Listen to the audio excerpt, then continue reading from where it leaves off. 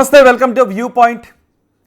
తెలుగు రాష్ట్రాలతో పాటు జాతీయ అంతర్జాతీయంగా జరిగిన ప్రముఖ ఘటనలపై విశ్లేషణ అందించడానికి ప్రొఫెసర్ నాగేశ్వర్ వ్యూ పాయింట్లో బిగ్ టీవీ స్టూడియోలో ఉన్నారు. ఆయనతో మనం మాట్లాడదాం. నాగేశ్వర్ గారు నమస్తే అండి. నాగేశ్వర్ గారు, ఈ వారం నిజంగానే చాలా విషయాలు జరిగాయి ఇటు తెలుగు రాష్ట్రాలతో పాటు జాతీయ అంతర్జాతీయ స్థాయిలో. అందులో ప్రపంచ దేశాలన్నీ కూడా మాట్లాడుకున్నది ట్రంప్ పుతిన్ భేటీ గురించి. ఈ భేటీలో ఏం జరగబోతుందని. భేటీ జరిగిపోయింది. ఈ భేటీలో తేలింది ఏంటి? అసలు నిజానికి యుద్ధం ఆగిపోతుంది అని అనుకున్నారు, దానిపై ఎటువంటి ప్రకటన చేయలేదు. మళ్ళీ త్రైపాక్షిక ఒప్పందం సమావేశం ఉంటుందని అంటున్నారు. అసలు ఏం తేలింది ఈ సమావేశం?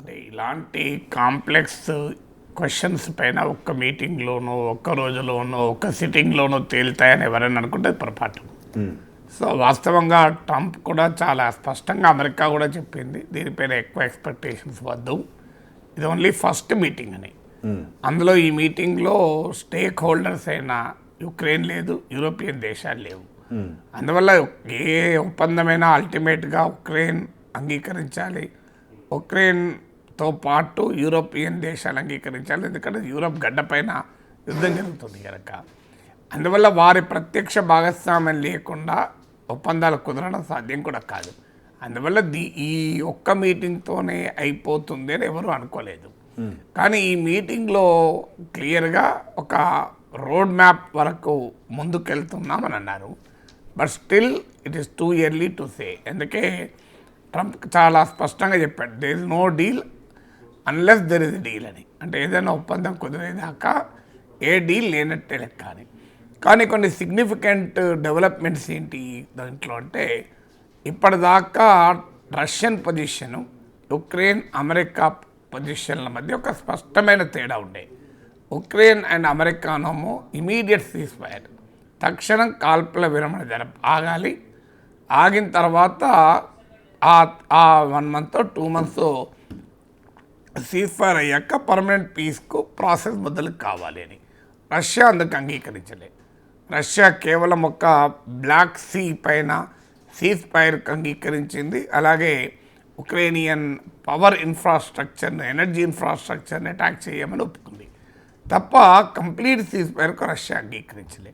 రష్యా వాదన ఏంటంటే, అసలు ఏ ఫండమెంటల్ రీజన్స్ వల్ల, ఏ మౌలిక కారణాల వల్ల యుద్ధం మొదలైందో ఆ మౌలిక కారణాలను అడ్రస్ చేస్తే తప్ప దీనికి ఒక శాశ్వతమైన దీర్ఘకాలం మనగలిగే పర్మనెంట్ అండ్ ఎండ్యూరింగ్ సొల్యూషన్ రాదు అని రష్యా వాదన. ఈ రెండు వాదనల మధ్య ఇప్పుడు ట్రంప్ రష్యా వాదనకు వచ్చేసాడు. ట్రంప్ ఇవాళ లేటెస్ట్ స్టేట్మెంట్, ఇక సీజ్ ఫైర్ ఏముండదు, డైరెక్ట్ పీస్ అగ్రిమెంటే కుదుర్చుకుంటామని. సో ఇది ద ఫస్ట్ చేంజ్. అంటే రష్యన్ డిప్లొమసీలో రష్యా గెలిచింది అనడానికి మొదటి ఉదాహరణ. ఇప్పటిదాకా ట్రంప్ అండ్ ఉక్రెయిన్ మేము ముందు కాల్పుల విరమణ అంటే రష్యా ఒప్పుకోలేదు. అల్టిమేట్గా రష్యా దారికే ట్రంప్ వచ్చి, సో ట్రంప్ క్లియర్గా డైరెక్ట్ పీస్ అగ్రిమెంట్కే వెళ్తాం, ఇక సీజ్ ఫైర్ చర్చ లేదు అన్నాడు. ఇది మొదటిగా పుటిన్ డిప్లొమసీకి మొదటి విజయం. రెండవది, 2022లో ఉక్రెయిన్ వార్ మొదలయ్యాక అమెరికా పశ్చిమ దేశాలు పెద్ద ఎత్తున శాంక్షన్స్ విధించి ఆశించింది ఏంటంటే, పుటిన్ ఐసోలేట్ అయిపోతాడు వరల్డ్లో, పుటిన్ ఎవడు పట్టించుకోరు, రష్యా కంప్లీట్గా ఐసోలేట్ అవుతుంది అనుకున్నారు. కానీ వాళ్ళ అంచనాలకు భిన్నంగా రష్యా చైనా మధ్య బంధం పెరిగింది. అమెరికా పశ్చిమ దేశాలు బెదిరించినా హెచ్చరించినా వినవకుండా భారతదేశం రష్యా దగ్గర ట్రేడ్ చేస్తూనే ఉంది. నార్త్ కొరియన్ సోల్జర్లు అయితే 10,000 మంది వచ్చి బ్యాటిల్ ఫీల్డ్లో రష్యా తరఫున పోరాడారు. ఇరాన్ రష్యాకు డ్రోన్స్ ఇచ్చింది. అమెరికా మిత్ర దేశాలైన యునైటెడ్ అరబ్ ఎమిరేట్స్ లాంటి దేశాలతో కూడా రష్యాకు మంచి సంబంధం ఉంది. ఇటీవల కూడా యుఏఈ రాజు రష్యాలో పర్యటించారు. సో ఇలా అమెరికా వెస్ట్ ఆశించిన పద్ధతిలో ట్రంప్ ఐసోలేట్ కాలే. ఇప్పుడు ఏకంగా పుటిన్కు ట్రంపే బ్రహ్మరథం పట్టాడు, రెడ్ కార్పెట్ వెల్కమ్ ఇచ్చాడు. సో ట్రంప్తో సమాన హోదా కలిగిన ప్రపంచ నాయకుడిగా ట్రంప్ ప్రజెంట్ అయ్యాడు. సో ఇప్పటిదాకా ట్రంప్ ఈజ్ అవుట్ కాస్ట్, ట్రంప్ని అందరూ చీదరించుకుంటున్నారు, సరే పుటిన్ అందరూ చీదరించుకుంటున్నారు, ఈసరించుకుంటున్నారు అనే నరేటివ్ నుంచి Putin has become the honoured guest of Donald Trump. So F-35 యుద్ధ విమానాలు, అమెరికన్ బాంబర్ ఎయిర్క్రాఫ్ట్లు స్వాగతం పలకగా ఎర్ర తివాచీ పలికి ట్రంప్ తనతో పాటు పుటిన్ ఎస్కాట్ చేసిన పద్ధతి, పుటిన్కి ఇచ్చిన గౌరవము, ఇవన్నీ చూస్తుంటే మనకు వైట్ హౌస్లో జెలెన్స్కీని అవమానించింది కూడా గుర్తొస్తుంది. President Trump and vice president తరిమి కొట్టారు జెలెన్స్కీని. సో దీనివల్ల ఇది రెండవది పుటిన్ డిప్లొమసీకి విజయం అనడానికి. పుటిన్ ఒక అమెరికా ఆశించినట్లు ఐసోలేట్ కావడం కాదు, అమెరికాతో ఈక్వల్ స్టేచర్లో స్టేజ్ పంచుకొని ఒక ఆనార్డ్ గెస్ట్గా అమెరికాకి వెళ్ళాడు. ఇది రెండవది. మూడవది ఏంటంటే అందరూ ఆశించింది ఏంటి, సో పుటిన్ ఒకవేళ పీస్ డీల్కి ఒప్పుకోకపోతే ట్రంప్ వాకౌట్ చేస్తాడు. ట్రంప్ చెప్పాడు కూడా, పుటిన్ కనుక డీల్కి ఒప్పుకోకపోతే ఐ జస్ట్ వాకౌట్ అని. కానీ ట్రంప్ ఏం వాకౌట్ చేయలేదు. చేయకపోగా నెక్స్ట్ మీటింగ్ మాస్కోలో జరుగుతుందని కూడా పుటిన్ చెప్పాడు. సో అందువల్ల Putin third diplomatic victory. Fourth diplomatic victory అంటే అమెరికన్ డొమెస్టిక్ పాలిటిక్స్లోకి కూడా పుటిన్ దూరాడు. మొదటి నుంచి కూడా అమెరికాలో ఒక చర్చ ఏంటంటే 2016 ట్రంప్ ఎలక్షన్స్నే రష్యా ఇన్ఫ్లుయెన్స్ చేసిందన్న ఆరోపణలు వచ్చాయి. విచారణ జరిపింది, రష్యా సైబర్ దాడులు జరిపింది, అమెరికన్ పబ్లిక్ ఒపీనియన్ మ్యానిపులేట్ చేసిందని విమర్శలు వచ్చాయి. ట్రంప్ దాన్ని కొట్టిపారేస్తూ వచ్చారు. సో ట్రంప్ ఇప్పటిదాకా చెప్తున్నది, నేనే కనుక ప్రెసిడెంట్గా ఉండి ఉంటే 22లో అంటే 2020 ఎలక్షన్లో గెలిచి ఉంటే మళ్ళీ అసలు యుద్ధమే జరిగేది కాదు అని. దానికి బలం చూకేలా పుటిన్, నేను అంతకుముందు బైడెన్కి చెప్పాను, ఇక్కడ దాకా తీసుకురాకండి, ఇది చాలా సీరియస్ మిస్టేక్ అవుతుంది అంటే బైడెన్ వినలేదు. ట్రంపే ప్రెసిడెంట్ ఉంటే యుద్ధం జరిగేదే కాదు అని పుటిన్ ఎండార్స్ చేశాడు. కరెక్ట్. సో ఆ రకంగా అమెరికన్ డొమెస్టిక్ పొలిటికల్ ఎజెండాను కూడా మీకు పుటిన్ ఇన్ఫ్లుయెన్స్ చేశాడు. నాలుగవది, అమెరికా రష్యాల మధ్య ఈ 2022 ఉక్రెయిన్ వార్ తర్వాత రిలేషన్స్ బాగా దెబ్బతిన్నాయి. ఆ బయలేటరల్ రిలేషన్స్ను కూడా మళ్ళీ వేదికెక్కించగలిగారు. నిన్న పుటినే ప్రకటించాడు, అమెరికా రష్యాల మధ్య ట్రేడ్ ట్రంప్ వచ్చాక 20% పెరిగింది అని. సో అందువల్ల ప్రపంచం 20,000 శాంక్షన్స్ రష్యా పైన విధించి అమెరికా, యూరోపియన్ దేశాలు రష్యాను కంప్లీట్గా ఎకనామిక్గా ఐసోలేట్ చేస్తామని, రూబుల్ రబుల్ అవుతుందని బైడెన్ మాట్లాడితే ఇప్పుడు ఫ్యాక్ట్స్ ఏంటి, రష్యా అమెరికాల మధ్య ట్రేడ్ 20% పెరిగింది ఈ 4 monthsలో. ఈ జూన్ ఈ 5-6 monthsలో, అంటే జనవరి 20లో ట్రంప్ అధికారంలోకి వస్తే ఇప్పుడు ఆగస్టులో ఉన్నాం మనం, హార్డ్లీ 6 to 7 monthsలో. సో అందువల్ల క్లియర్గా పుటిన్ డిప్లొమాటిక్ విక్టరీ ఈ ప్రాసెస్లో మనకు కనబడుతుంది. పుటిన్ ట్రంప్ ఆఖరికి ఐదవది కూడా ఏంటంటే, పుటిన్ ఎవరికి ఆన్సరబుల్ కాదు. పుటిన్ వచ్చాడు, తన అభిప్రాయం స్పష్టంగా చెప్పాడు, నాటో ఎక్స్పాన్షన్ జరగకూడదు, ఉక్రెయిన్ మిలిటరైజ్ కాకూడదు, శాంక్షన్స్ ఎత్తివేయాలి, ఇలా తన కండిషన్స్ చెప్పి వెళ్ళాడు. ట్రంప్ పరిస్థితి ఏంటి ఇప్పుడు, ఆ పుటిన్ సందేశాన్ని పట్టుకొని ఉక్రెయిన్కు, యూరోపియన్ దేశాలకు మెసెంజర్ లాగా మారిపోయాడు. ట్రంప్ జెలెన్స్కీతో మాట్లాడాడు, యూరోపియన్ లీడర్స్తో మాట్లాడాడు. పుటిన్ శాసిస్తుంటే ట్రంప్ పాటించాడు. అప్పుడే రజనీకాంత్ డైలాగ్ ఉంది, అరుణాచలం దేవుడు శాసించాడు, అరుణాచలం పాటించాడు అనేది. సో అలా దేవుడు ఇక్కడ పుటిన్ శాసిస్తున్నాడు, ట్రంప్ పాటిస్తున్నాడు. సో పుటిన్ ఇచ్చిన మెసేజ్ పట్టుకొని ట్రంప్ జెలెన్స్కీకి ఫోన్ చేసి, ఇంకో పుటిన్ ఇలా అన్నాడు నువ్వేమంటావు, యూరోపియన్ దేశాలకు ఫోన్ చేసి పుటిన్ ఇలా అన్నాడు నువ్వేమంటావు.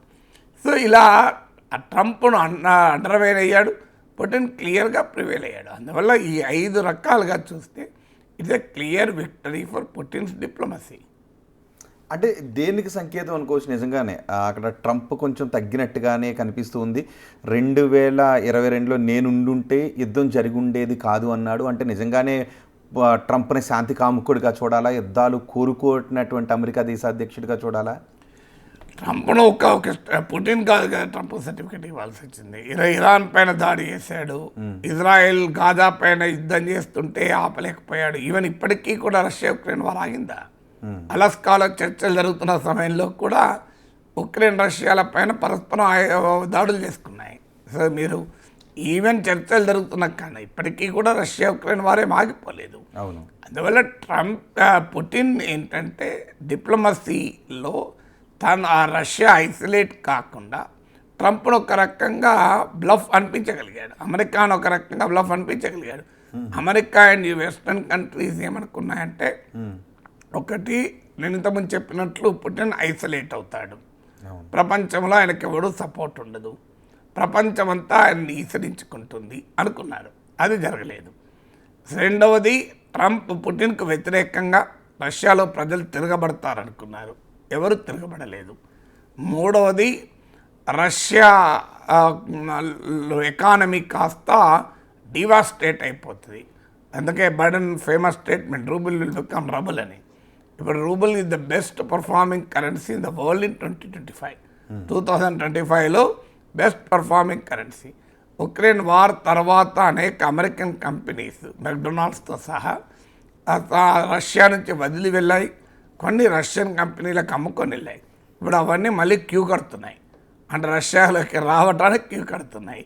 సో అందువల్ల రష్యాను బాయ్కాట్ చేశారు ట్రేడ్ నుంచి అనుకుంటే, అమెరికాతోనే ట్రేడ్ 20% పెరిగింది, యూరోపియన్ యూనియన్తో ట్రేడ్ అలాగే కొనసాగుతుంది. Even today Russian oil is not sanction, Russia energy పైన ఆంక్షలు లేవు. అందుకే రష్యా ఆయిల్ మీకు ఎల్ఎన్జీ సప్లైస్లో 51% యూరోపియన్ యూనియన్కి ఉంటుంది. సో అందువల్ల ఏ రకంగానూ కూడా చూసినా western calculations on Putin are proven to be a big failure. ఇప్పుడు పైగా ట్రంప్ పుటిన్ వైఖరే కరెక్టు, పుటిన్ డే 1 నుంచి ట్రంప్ అదే చెప్తున్నాడు. నాటో ఎక్స్పాన్షన్ వల్ల ట్రంప్ పుటిన్ యుద్ధం చేశాడు, ఎవరైనా యుద్ధం చేస్తారని. ఆఖరికి ఇప్పుడున్న సిచ్యువేషన్ ఏంటి, ల్యాండ్ స్వాపింగ్ అంటున్నాడు ట్రంప్. అంటే ఉక్రెయిన్ ఆక్రమించుకున్న భూభాగాల్ని రష్యానే ఉంచేసుకుంటుంది అని. లుహాన్స్క్, డొనెస్క్, క్రిమియా, జప్రోషియా, కర్సాన్ అని ఈ ప్రాంతాలు ఇవన్నీ కూడా రష్యాకే ఉండిపోతాయని. సో ఆ రకమైన పరిస్థితి ఇప్పుడు బ్యాటిల్ ఫీల్డ్లో అప్పర్ హ్యాండ్ ఉంది పుటిన్కు. ఎందుకంటే ఆల్రెడీ 20% ఆఫ్ ద ల్యాండ్ తన చేతిలో ఉంది, గ్లోబల్గా ఐసోలేట్ కాలేదు, అమెరికాపై కూడా ప్రివేల్ అయ్యాడు, డిప్లొమసీలో సక్సీడ్ అయ్యాడు. ఇప్పుడు గెలిచింది పుటిన్ అంటారా ట్రంప్ అంటారా? సో ట్రంప్ శాంతి దూత ఎక్కడ అయ్యాడు ఇక్కడ. ఇంకొకటి, ఇక్కడ ఒకవేళ వీళ్ళ మధ్య ఒప్పందం కుదిరితే, శాంతి ఒప్పందం కుదిరితే, బహుశా ఉక్రెయిన్ నేను నాటోలో చేరను అనే ఒక హామీని ఇవ్వాల్సి ఉంటుంది, ఆ భూభాగాలు అవసరం లేదని చెప్పాల్సి ఉంటుంది. నాటోలో చేరాలి అనుకున్న దేశం పైన యుద్ధాన్ని ప్రకటించి కాడికి అమెరికా చొరవతోనే నాటోలో చేరాల్సినటువంటి అవసరం లేదు అనే అంగీకారాన్ని కూడా అమెరికా అంగీకరించాల్సినటువంటి పరిస్థితి వచ్చింది. యుద్ధం ఆగితే ఎలా చూడాలి? అంటే ఇది కొత్త ఏం కాదు. వాస్తవంగా ఉక్రెయిన్ నాటోలో చేరాలని ప్రతిపాదన వచ్చినా నాటోలో చేర్చుకోలే. అయితే ఆ ప్రతిపాదననే పుటిన్ వ్యతిరేకించాడు. వాస్తవంగా పుటిన్ కూడా ఒక రకంగా నష్టపోయాడు. అసలు పుటిన్ ఈ 2022లో ఉక్రెయిన్పై వార్ మొదలుపెట్టినప్పుడు పుటిన్ వాదన ఏంటంటే టువర్డ్స్ ఈస్టర్న్ యూరప్, అంటే రష్యా వైపుగా నాటో ఎక్స్పాండ్ కాకూడదు, ఇది అండర్స్టాండింగ్. దీన్ని బ్రీచ్ చేస్తూ ఎక్స్పాండ్ అవుతున్నాయి. సో ఉక్రెయిన్ కూడా చేర్చుకునే పరిస్థితి వస్తుంది కనుక మేము యుద్ధం చేస్తున్నాం అన్నాడు. కానీ ఇంట్రెస్టింగ్ ఏంటంటే ఈ వార్ స్టార్ట్ అయ్యాక 2 దేశాలు నాటోలో చేరాయి. 2 స్వీడన్ ఒకటి, మీకు ఫిన్లాండ్ ఒకటి. ఈ 2 రష్యాకు బార్డర్స్ ఉన్న దేశాలు. ఉక్రెయిన్ చేరలేదు కానీ 2 బార్డర్ సరిహద్దు దేశాలు స్వీడన్ అండ్ ఫిన్లాండ్ ఇప్పటి వరకు ఈ నాటో వర్సెస్ రష్యా పాలిటిక్స్లో న్యూట్రల్గా ఉన్నటువంటి దేశాలు కాస్త నాటోలో చేరాయి. ఆ రకంగా అది కూడా పుటిన్కి రివర్స్లే. కానీ ఉక్రెయిన్ విషయంలో మాత్రం నాటోలో చేరకూడదు, ఎందుకంటే ఉక్రెయిన్ ఇది రష్యాకు బార్డర్ కంట్రీ. స్వీడన్ ఫిన్లాండ్ లాగానే ఉక్రెయిన్ కూడా పెద్ద బార్డర్ కంట్రీ. సో రష్యా వాదన ఏంటంటే ఉక్రెయిన్ నాటోలో చేరితే, what is NATO? It is North Atlantic Treaty Organization. నాటోలో ఒక దేశం కనుక చేరితే నాటో బలగాలకు కావచ్చు, నాటో ఆయుధాలకు కావచ్చు, అన్నీ అక్కడ మోహరిస్తారు. తర్వాత ఆ నాటోలోని సభ్య దేశాల మధ్య మిలిటరీ కోఆపరేషన్ ఉంటుంది. అన్నిటికన్నా ముఖ్యమైనదంటే ఏదైనా సభ్య దేశాన్ని అటాక్ అవుతే మిగతా దేశాలని తమపైనే అటాక్ అయినట్టుగా భావిస్తారు. అంటే ఒకవేళ ఉక్రెయిన్ కనుక నాటోలో మెంబర్ అయి ఉంటే ఇవాళ రష్యా ఉక్రెయిన్తో కాదు, డైరెక్ట్గా నాటోతోనే యుద్ధం చేయాల్సి వచ్చింది. సో అందువల్ల మీకు ఇట్స్ ఎ వెరీ సిగ్నిఫికెంట్ అంశం అక్కడ. అందువల్ల రష్యా తన సెక్యూరిటీకి ప్రమాదం. ఇవాళ కూడా అలాస్కా మీటింగ్లో తర్వాత ప్రెస్ కాన్ఫరెన్స్లో కూడా మాట్లాడుతూ పుటిన్ అదే విషయం చెప్పాడు. ఉక్రెయిన్ సెక్యూరిటీ గురించి కూడా ట్రంప్ మాట్లాడాడు. ఉక్రెయిన్ సెక్యూరిటీకి కూడా మేము ప్రాధాన్యత ఇస్తాం, దాన్ని కూడా వర్కౌట్ చేద్దాం. కానీ ఫండమెంటల్ క్వశ్చన్ ఏంటి అంటే రష్యన్ సెక్యూరిటీ. దానికి క్లియర్గా పుటిన్ పెడుతున్న షరతులు ఒకటి, నాటో ఎక్స్పాండ్ కాకూడదు, ఉక్రెయిన్ నాటోలో చేరకూడదు. ఈ వాస్తవంగా యుద్ధంకి మొదలు కూడా ఫ్రాన్స్, జర్మనీ లాంటి దేశాలు కూడా ఉక్రెయిన్ నాటోలో చేరడాన్ని వ్యతిరేకించాయి. ఇది ప్రమాదకరం అని చెప్పాయి. కానీ అటు ఉక్రెయిన్ జెలెన్స్కీ వినలే, అమెరికా వినలే. దాని ఫలితంగా అందుకే పుటిన్ వాళ్ళకి చెప్పాడు, నేను ఆ రోజు కూడా బైడెన్ వార్న్ చేశాను, ఇది మీకు బిగ్ మిస్టేక్ అవుతుంది, మీరు చెయ్యకూడదంటే వినలేదు. అందుకే ట్రంప్ ఉంటే జరిగేది కాదు అన్నది. కానీ నాటోలో చేరడం అనేది ఒక ప్రధానమైన ఇష్యూ రష్యా యుక్రెయిన్ వరకు. అందులో పుటిన్ కాంప్రమైజ్ అయ్యే ప్రసక్తే లేదు, క్లియర్గా అర్థమవుతుంది. అందువల్ల నాటోలో ఉక్రెయిన్ చేరడం అనేది క్వశ్చనే లేదు. ఇక రెండవది, డీమిలిటరైజ్ ఉక్రెయిన్ అంటున్నాడు. అంటే ఉక్రెయిన్ మిలిటరీ సైజ్ తగ్గించాలి, ఉక్రెయిన్కు ఒకవేళ సెక్యూరిటీ గ్యారంటీస్ అని జెలెన్స్కీ అడుగుతున్నాడు. తర్వాత రష్యా మా పైన దాడి చేస్తే ఎట్లా అని. సో అది ఇప్పుడు అమెరికా, యూరోపియన్ ఫోర్సెస్ ఒకవేళ ఉక్రెయిన్లో ఉన్నా అవి రష్యాకు యాక్సెప్టబుల్ పరిమితిలోనే ఉండాలి అనేది రష్యా వాదన. Even Steve Witkoff, Trump representative, మాస్కోకి వెళ్ళి పుటిన్తో సమావేశం అయ్యాడు. ఈవెన్ నిన్న అలాస్కా చర్చల్లో కూడా స్టీవ్ విట్కాఫ్ పాల్గొన్నారు. ట్రంప్ ఈ ప్రతిపాదన చేశాడని. అంటే నాటోలో ఉక్రెయిన్ చేరదు, నెంబర్ 1. నెంబర్ 2, మీకు ఉక్రెయిన్ డీమిలిటరైజ్ చేయడము. మూడవది, ఉక్రెయిన్లో ఉండే భద్రతా బలగాలు రష్యా ఆమోదం మేరకే ఉంటాయి. నాలుగవది, ఎలాగూ శాంక్షన్స్ ఎత్తివేయడము, ఇలాంటివి ఉన్నాయి. సో ఇవన్నిటికీ కూడా అమెరికా ఒప్పుకున్నట్టు CNN బ్రేక్ కూడా చేసింది. సో అయితే అది ఇప్పుడు అలాస్కాలో ప్రకటించలేదు. ఎందుకంటే దీంట్లో యుక్రెయిన్ అంగీకరించాలి, యూరోపియన్ దేశాలు అంగీకరించాలి. ఇప్పుడు పుటిన్ కండిషన్స్ పెట్టాడు. ఈ కండిషన్స్ను యూరోప్ అండ్ ఉక్రెయిన్ ఒప్పుకోవలేదు. ఇప్పుడు ట్రంప్ పైన పెట్టబడిన బాధ్యత ఏంటంటే అలాస్కా మీటింగ్లో పుటిన్ కండిషన్స్ను ఉక్రెయిన్తోని, యూరోప్తోని ఒప్పించే బాధ్యత. So is now the ambassador of Putin. Trump పరిస్థితి ఎక్కడికి దిగజారింది అంటే అమెరికా అధ్యక్షుడు కాదు ఇప్పుడు ట్రంప్. సో ట్రంప్ అమెరికా అధ్యక్షుడు హోదాలో పుటిన్ను శాసించే పరిస్థితిలో ఉండాలి రష్యాను. నువ్వు కనుక యుద్ధం ఆపకపోతే నీ సంగతి తేలుస్తాం అని అందరిని బెదిరిస్తున్నాడు కదా, పిచ్చి పిచ్చిగా మన దేశాన్ని అందరినీ. కానీ ఇప్పుడు ఏం చేస్తున్నాడు, పుటిన్ కండిషన్స్ పెట్టాడు. నాటోలో ఉక్రెయిన్ చేరకూడదు, condition 1. Condition 2, demilitarise Ukraine. Condition 3, sanctions ఎత్తివేయి. కండిషన్ 4, మీరు ఉక్రెయిన్కి ఒకవేళ సెక్యూరిటీ గ్యారంటీ ఇచ్చినా మా ఆమోదం మేరకే ఉండాలి. ఇలా పుటిన్ కండిషన్స్ పెడితే ఈ కండిషన్ దేన్ని ట్రంప్ అంగీకరించలేదు. ఇంకోటి 5వది ముఖ్యమైన కండిషన్, ల్యాండ్. అంటే రష్యా ఇప్పటికే ఉక్రెయిన్లోని రష్యన్ ప్రజలు, రష్యన్ భాష, రష్యన్ సంస్కృతి ప్రభావం ఎక్కువగా ఉన్న బార్డర్ రీజన్స్లో 20% ఆక్రమించుకుంది. లుహాన్స్క్, డొనెట్స్క్, జపోరోషియా, కర్సాన్ ఇలాంటి ప్రాంతాలు ఆక్రమించుకున్నది ఈ 22 వార్ తర్వాత. 2014లోనే రష్యా క్రీమియాను ఆక్రమించుకుంది. ఇప్పుడు ఆ భూభాగాలు తమ దగ్గరే ఉండిపోతాయని, అంటే ఒక రకంగా ల్యాండ్ స్వాప్. ట్రంప్ కూడా పుటిన్ చెప్పింది అంటున్నాడు, ల్యాండ్ స్వాప్ అని. అంటే రష్యా యుద్ధములో ఆక్రమించుకున్న భూభాగాలను రష్యానే ఉంచుకుంటుంది. ఒక జపోరోషియా, కర్సాన్ ప్రాంతంలో కొంత భూభాగాన్ని ఉక్రెయిన్కి ఇవ్వడం. సో ఇది కూడా ఆఖరికి ల్యాండ్ విషయంలో కూడా ట్రంప్, పుటిన్ చెప్తున్నాడు. ఇప్పుడు పుటిన్ సందేశాన్ని మోసుకొని ట్రంప్ యూరోపియన్ దేశాలకు, ఉక్రెయిన్కు బయలుదేరాడు. లేదు, పుటిన్ ఇచ్చిన మ్యాండేట్ తీసుకొని, పుటిన్ చెప్పిన కండిషన్స్ను తీసుకొని యూరోపియన్ దేశాలతో, ఉక్రెయిన్తో ఒప్పించే పని ఇవాళ ట్రంప్ చేపట్టాడు. Trump has become ambassador of Putin. Steve Witkoff Trump ప్రతినిధిగా మాస్కోకి వెళ్తే పుటిన్ అనఫీషియల్ ప్రతినిధిగా ట్రంప్ ప్రపంచం అంతా తిరిగి ఒప్పిస్తున్నాడు. కరెక్ట్. చూద్దాం మరి రాయబారి పాత్రలో ట్రంప్ ఎంతవరకు సక్సెస్ అవుతాడనేది. ఎస్.